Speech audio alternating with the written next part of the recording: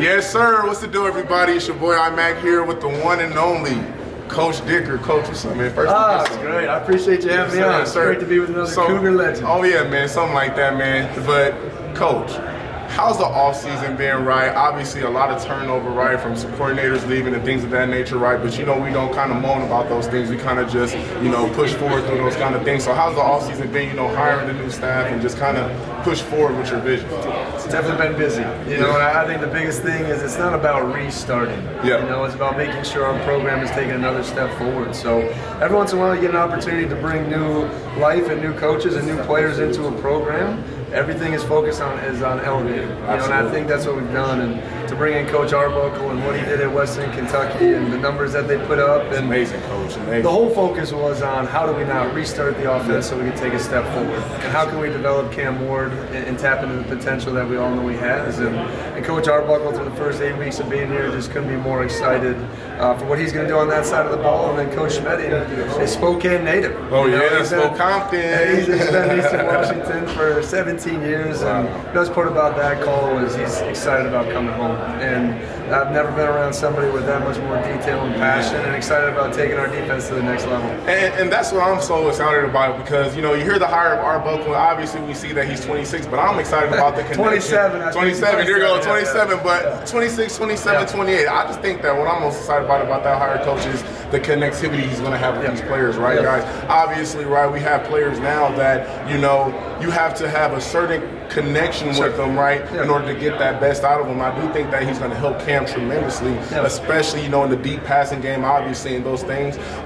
Defensively now, man, you got some studs coming back, right? RJ Stone, Brendan Jackson. See, me, I'm the type of guy I always look from the inside out, right? So you got to build a program, right? Be up front, right? Absolutely, right? So what's the importance of having them two guys particularly coming back? Like, those two guys, and obviously in your secondary you have Smith Wade coming back, you got Lockett coming back, those veteran presence. So what do those kind of guys mean to the program? I think it's real simple. When your best players are your hardest workers, you have real magic. And I think that's the standard that RJ and BJ represent. And they're humble and they work hard, and they also have a vision of what they want to do, right? So I think there's a lot of inner drive, there's a lot of unfinished business, but I appreciate all the people that you just mentioned, because we got here in 2020, the expectations weren't to be a top 3 defense in the league. And there's been a lot of hard work to get to that point, and those two guys have been pillars. And I'm a big believer. Shaw Smith-Wade is a future NFL corner. Jaden Hicks is one of the best safeties that I've ever personally coached and been around. Absolutely. So as we get our guys comfortable at the second level in linebacker position, we're excited to take another step forward. It's funny that, because this is my last question, you bring up the linebacker position. Obviously, see your boy Henley just light off the combine, right? And, that's what I just love about you and your staff, coach, be able to identify that talent in the transfer portal, having them come to Wazoo in the atmosphere, allowing those guys to kind of connect with the guys that's already been there. So speaking of the linebacker position, right, we're losing Francisco, we're losing Henley, right?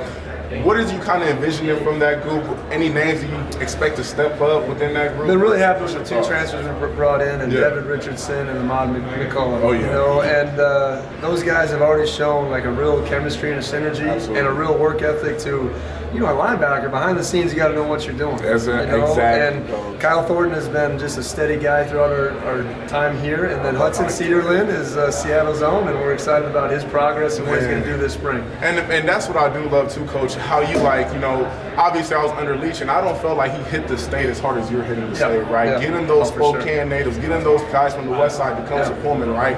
How important that is for the program? What is the biggest thing is when everyone's zigging, we got to zag, and we're going to double down in the Pacific Northwest. Absolutely. And because of the transfer portal, there's 50 transfers in our league. That means there's 50 less high school kids that people are taking. And it's about buying, right? And there is talent. You can win a championship with the state of Washington. I really believe that. And we signed 4 this past year, and my target is to get into that 5 to 8 range every year. And because I think there's something about them carrying our program and being from our own state, and there's been a lot of guys throughout our history that have been really successful. Absolutely, Coach. Thank you so much, guys. Coach here, you already know, man, Night of Cougar Football Special, Leisure Time Podcast, CougarFan.com. Peace. Go Cougs! Go Cougs.